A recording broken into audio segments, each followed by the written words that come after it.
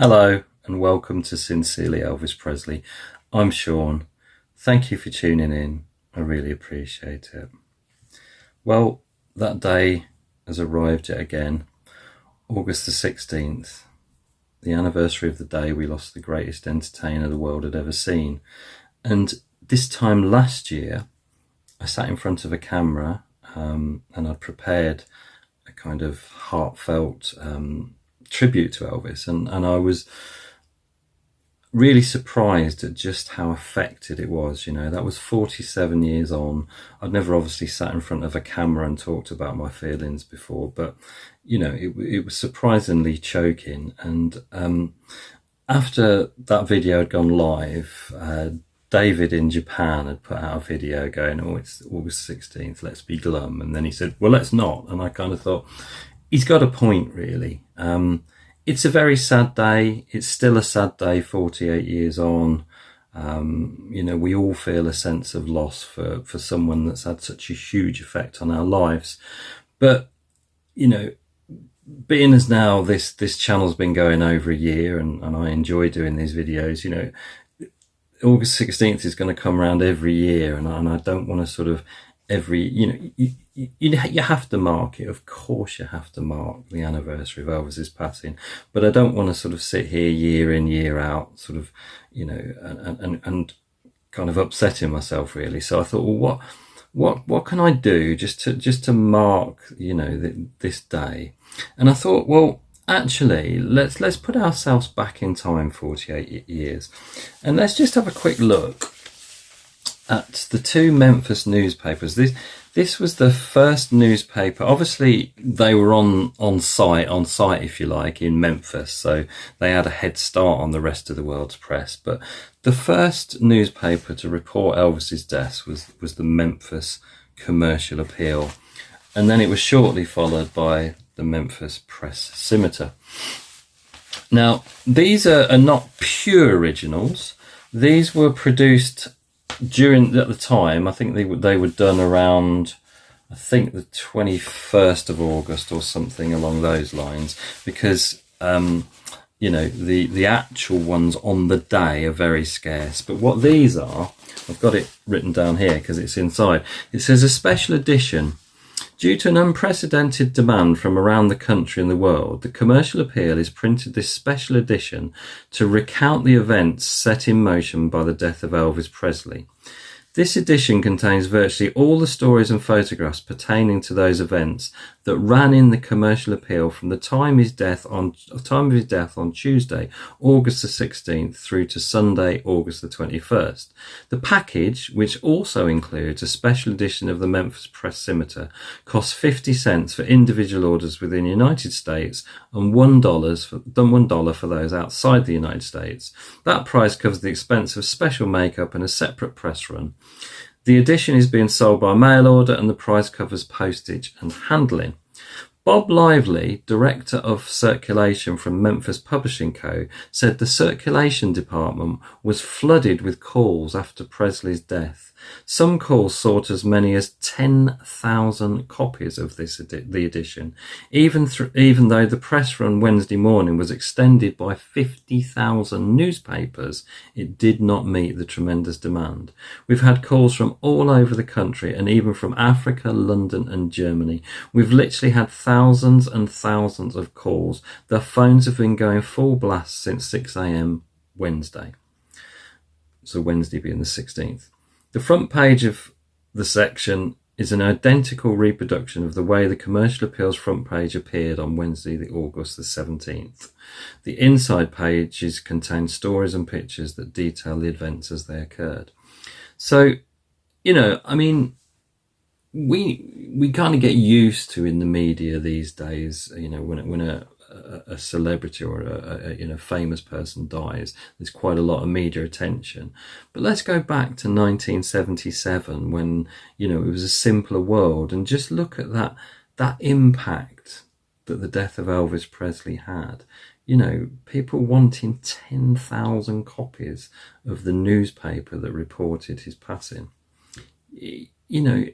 It's quite staggering, really. And obviously still remains so today with the amount of people that travel to Memphis each year to commemorate the anniversary of Elvis's passing. But so these two are reasonably contemporary. They date from 1977, and they smell like they date from 1977. They've definitely got that sort of museum must to them.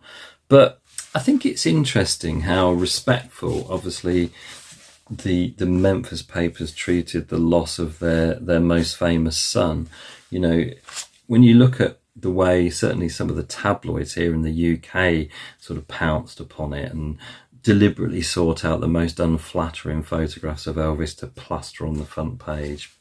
You know, I mean, I don't think that's a surprise to any of us, the way the tabloids are. But, you know, I think these are really respectful. Look, death captures crown of rock and roll.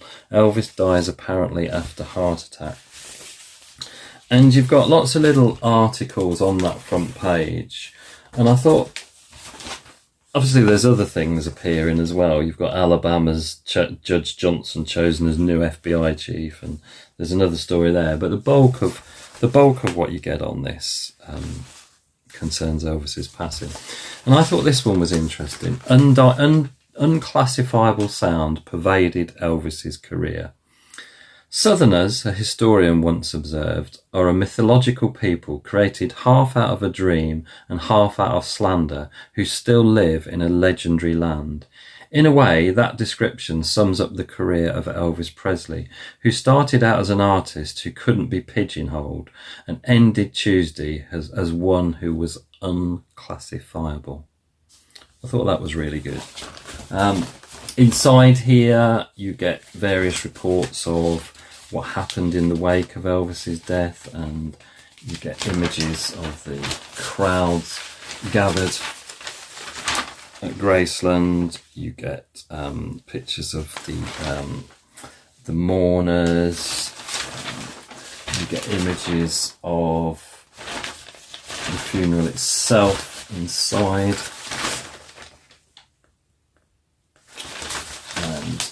All sorts of different tributes. So it's a nice little record to have.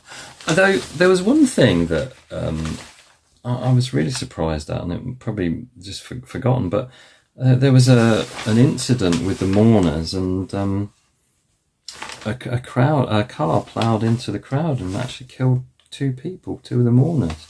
If I was aware of that, I'd completely forgotten it, but that's really, really sad at such a sad time as well. But there's the commercial appeal. But what I thought was really interesting is the way that the press scimitar covered it. Because if you think back to 1977, there hadn't been very many books detailing Elvis's life at all. And we certainly didn't have the kind of level of detail and insight about all the things that went on, all the things that he went through that we have these days. So I thought it was really perceptive that your headline on the Memphis Press Scimitar was "A Lonely Life Ends on Elvis Presley Boulevard." So, you know, very, very sort of empathetic to Elvis and his situation. Memphis leads the world in mourning the monarch of rock and roll. I love that headline there. But yeah, I think it's interesting, this level of insight into, you know, some of the challenges Elvis had. So this article starts, and I won't read it all, but the king is dead. Elvis Presley, the jiggling, jiving rock and roll king, I think you're always going to get that from the press, aren't you, lived just 42 years, 7 months and 8 days. It was an exciting but frustrating life which ended in Baptist Hospital, where Elvis was pronounced dead at 3:30 p.m. yesterday of a heart attack. Elvis made millions of dollars and literally was worshipped by millions of fans, and still is. But he was lonesome much of the time, paid a high price for privacy, and could not do many things he would have liked to do because he always drew a crowd of admirers. Elvis, with a pleasant singing voice, don't go overboard, will you, Memphis Press Scimitar, and a new style, strumming a guitar and gyrating his pelvis, which brought him the name in the early days of Elvis the Pelvis, made millions, was able to buy anything he wanted, yet happiness seemed to elude him. I thought that was really interesting, you know, that report in a newspaper, sort of pitching it like that. I thought that was fascinating stuff. So, you know, you've got this one came out slightly later, I think, anyway, that on the day, on August the 17th. So they've already managed to get photographs of, you know, crowds gather in the morning, and you've got lots of features on the funeral and the floral tributes, and inside it's just packed with articles about Elvis. Difficult to obviously show on camera because it's a broadsheet and quite big, but yeah, it's a nice little artifact to have this, and I just thought it was interesting to see how that news broke in terms of newspapers in Elvis's hometown. So yeah, as I say, I wasn't entirely sure how to mark today. When we think of you know, remembrance, now some religions burn incense, and I thought, well, I could burn my vintage Elvis Presley incense because it's called I Remember You, which is very apt indeed, and it still smells pretty nice, actually. I'm not quite sure how old this is, but it seems to have survived. But I thought, no, I won't do that. I will be traditional to most of us know, in that when we think of somebody that's gone, we raise a toast to them. So that's exactly what I'm going to do, and I would like you, if you're able to and want to raise a little toast with me, although you might be watching this really early in the morning and it's probably not appropriate. But so if I'm going to raise a toast, it's going to have to be Elvis juice. Of course it is. And it's going to have to be in an Elvis glass. Of course it is.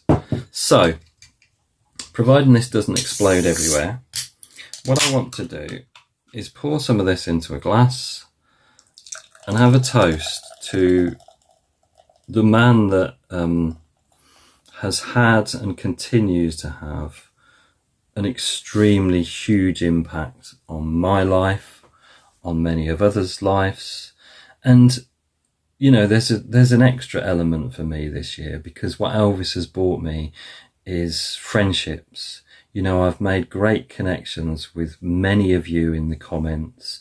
I've made real friendships with people that I've had contact with, fellow YouTubers, authors, all sorts of people. A very special friendship, and I have to mention this, made with David in Belgium, who I'm really looking forward to meeting in the flesh in just over a month's time. So raise a glass to you, Elvis, what you did for the world, what you did for all of us.